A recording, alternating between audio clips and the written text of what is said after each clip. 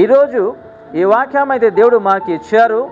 దేవుడు వచ్చిన ముందు వచ్చే దినాలు, అంతిమ దినాల్లో ఏమేం జరుగుతుంది మనుషు మధ్యనే భూమిలో ఇక్కడ చూస్తున్నాం మేము. ఇంకొక వర్డ్స్ చూద్దాం, అక్కడ ఏం రాయబడి ఉంది. తల్లిదండ్రులకు అవిధేయులు, కృతజ్ఞత లేని వారు అపవిత్రులు. ఈరోజు చూస్తున్నామా మేము తల్లిదండ్రికి ప్రేమిస్తున్నామా? వాళ్ళకి ఏమైనా రెస్పెక్ట్ ఇస్తున్నామా? లేదు. రైట్? స్కూల్ కాలేజ్ వెళ్తే పిల్లలు ఎలా నిలబడతారు? ఇంటర్వ్యూకి వెళ్తే ఎలా మేము కూర్చుంటాం, నిలబడతాం? మేనేజర్ అయినా లేకపోతే గొప్ప పర్సన్ వస్తే ఇలా నిలబడతాం మేము. మేనేజర్ వచ్చారు, గొప్ప మనిషి వచ్చారు, ఈ రెస్పెక్ట్ తల్లిదండ్రి కూడా ఇవ్వాలి కదా. ఏ తల్లిదండ్రి మనకి పోషించారు, నడిపించారు, పేరు ఇచ్చారు, పెద్దగా చేశారు, కష్ట దుఃఖాల్లో ఉన్నప్పుడు నడిపించారు, ఆ రెస్పెక్ట్ తల్లిదండ్రికి ఇస్తున్నామా ఈరోజు? లేదు. అంటే దేవుడు ఇచ్చిన ఈరోజు ఈ వాక్యము అవుతుంది కదా, ఎగ్జాక్ట్ జరుగుతుంది కదా. అది అంటే అంతిమ దినాల్లో దేవుడు వచ్చే ముందు ఈ భూమిలో మనసు మధ్యనే ఏం జరుగుతుంది, ఆల్రెడీ అదే జరుగుతుంది వాక్యాంశరంగా. ఈరోజు తల్లిదండ్రి అంటే గౌరవం లేదు, ప్రేమ లేదు, కనికరం లేదు. నా తల్లిదండ్రి చిన్నప్పటి నుంచి నాకు పోషించారు, పేరు ఇచ్చారు, చదివించారు, రోగాలు ఉన్నప్పుడు హాస్పిటల్ తీసుకెళ్ళారు. ఎంతమంది లేరు ఈరోజు పిల్లలు పెద్ద అయిన తర్వాత, వివాహం తర్వాత తల్లిదండ్రికి గంటేస్తున్నారు. ఒక పూట ఆహారం కూడా ఇవ్వకుండా తల్లిదండ్రికి దూరం చేస్తున్నారు. న్యూస్ చూడండి, ఎక్కడ కారు తుడుచుకుంటూ హాస్టల్లో కానీ హోటల్లో కానీ పని చేస్తూ ఒక పూట అన్నం తెచ్చుకుంటున్నారు, తింటున్నారు. ఎంత తల్లిదండ్రి లేదు. ఈ ఏజ్లో కూడా వాళ్ళు కష్టపడుతున్నారు. ఎంత బాధమైన విషయం. అంటే దేవుడు మనకి ఏ వాక్యం ఈరోజు ఇచ్చారు, ఎగ్జాక్ట్ అలాగే ఈరోజు నడుస్తున్నాయి. తల్లిదండ్రికి ఎవరు చూడట్లేరు. వాళ్ళు రోగాల్లో ఉన్నప్పుడు కనీసం హాస్పిటల్ కూడా తీసుకెళ్ళట్లేరు. వాళ్ళకి ఏం కావాలి మేము అడగట్లేదు. వాళ్ళు ఏ ఆలోచనలో ఉన్నారు, ఏ కష్టాల్లో ఉన్నారు, ఏ బాధల్లో ఉన్నారు మేము ఆలోచిస్తలేదు. ఎంత పిల్లలు ఉన్నారు ఈరోజు వివాహం అయిపోయింది కానీ ఇంట్లో ఉన్నారు,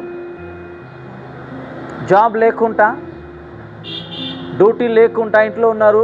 తల్లిదండ్రి పోషిస్తున్నారు, చూస్తున్నారు. పిల్లలకి కూడా ప్రేమ ఉంది కాబట్టి కదా. ఇవన్నీ గమనించాలి. ఎగ్జాక్ట్ ఈ వాక్యాంశరంగానే ఈ భూమిలో జరుగుతున్నాయి. మనకి దేవుడు అంటే భయం లేదు, ఆయన ప్రేమ అంటే మన లైఫ్లో ఏం లేదు, మర్చిపోయాము. దేవుడు మన గురించి మరణించారు, దేవుడు మన గురించి మాట విన్నారు, ఎంత సమస్య తెచ్చుకున్నారు మన గురించి. మేము ఎవరు? ఒక మట్టి మనుషు. మన చూపులో పాపం ఉన్నాయి, మన ఆలోచనలో పాపం ఉన్నాయి, మన హృదయంలో పాపం ఉన్నాయి, మన మాటలో పాపం ఉన్నాయి, మన నలికలో పాపం ఉన్నాయి, మన నోరులో పాపం ఉన్నాయి, దేహంలో పాపం ఉన్నాయి. ఈ పాపిష్టి మనిషిని దేవుడు ప్రేమించి పరలోకం నుంచి భూమికి దిగి వచ్చి మాకి కాపాడినారు. ఆ యేసయ్యని ఈరోజు మర్చిపోతున్నాము. ఈరోజు యేసయ్య అంటే ఎవరికి ఇష్టం లేదు. లోకం అంటే చాలామందికి ఇష్టం ఉంటుంది, మొబైల్ అంటే ఇష్టం ఉంటుంది, సినిమా అంటే ఇష్టం ఉంటుంది, ఫ్రెండ్షిప్ అంటే ఇష్టం ఉంటుంది, మంచి రుచిమైన ఆహారం అంటే ఇష్టం ఉంటుంది, మంచి బట్టలు అంటే ఇష్టం ఉంటుంది, డబ్బులు సంపాదించడం ఇష్టం ఉంటుంది. కానీ యేసయ్య మీ గురించి నా గురించి మరణించారు. ఆ యేసయ్య అంటే ఎవరికి ఇష్టం లేదు. ఈరోజు ఈ భూమిలో ఎవరైనా ఉన్నారా ఒక పాపి మనిషిని ప్రేమించి ఆ పాపి మనుషుని కాపాడాలి అని ప్రాణం ఇచ్చిన దేవుడు ఎవరైనా, మనుషుని ఎవరైనా ఉన్నారా ఈ భూమిలో? ఎవరు లేరు.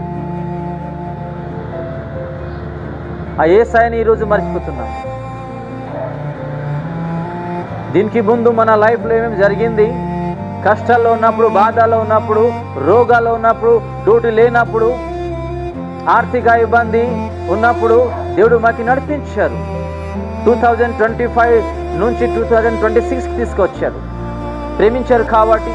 మేము బయటకు వెళ్ళినప్పుడు ఎన్ని యాక్సిడెంట్ జరిగింది, చాలామంది చనిపోయారు, ఆత్మహత్య చేసుకున్నారు. దేవుడు మనకెందుకు ప్రేమించి 2026కి తీసుకొచ్చి నడిపిస్తున్నారు అంటే ఆయన దయ, ఆయన ప్రేమ, ఆయన కృప. ఈరోజు మర్చిపోతున్నాము. ఈరోజు స్వార్థంలో ఉన్నాము, వాక్యానికి వ్యతిరేకంగా జీవిస్తున్నాము, దేవుడికి వ్యతిరేకంగా జీవిస్తున్నాము. అంటే మరణించిన తర్వాత ఒక పెద్ద శిక్ష ఉన్నాయి మనకి నరకంలో అనేది ఎవరికి భయం లేదు. ఈరోజు ఒక మనసు మరణించిన తర్వాత తిరిగి రారు. ఒకటేసారి మరణము, రెండోసారి ఎక్కడ మరణము? నరకంలో. మీకు అనుభవం ఉన్నాయా లేదా నాకు తెలియదు. నాకు అయితే ఎక్స్పీరియన్స్ ఉన్నాయి. కుకింగ్ చేసినప్పుడు, లేకపోతే వాటర్ అయినా వేడి చేసుకొని ఉన్నప్పుడు లైటర్ ఆన్ చేసినప్పుడు తగిలి ఉంటుంది, మీకు ఆ మంట అనేది తగిలి ఉంటుంది. ఆ ఎక్స్పీరియన్స్ మీకు ఉండవచ్చు, నాకు కూడా ఉన్నాయి. చిన్న మంట తగిలితే ఎంత బాధపడిపోతున్నాము. 2-3 రోజుల వరకు ఆ బాధ ఉంటూనే ఉంటుంది. నరకంలో దానికి లేకుండా ఎంత భయంకరమైన శిక్ష ఉంటుంది. దాని గురించి ఎవరు ఈరోజు ఆలోచిస్తలేదు.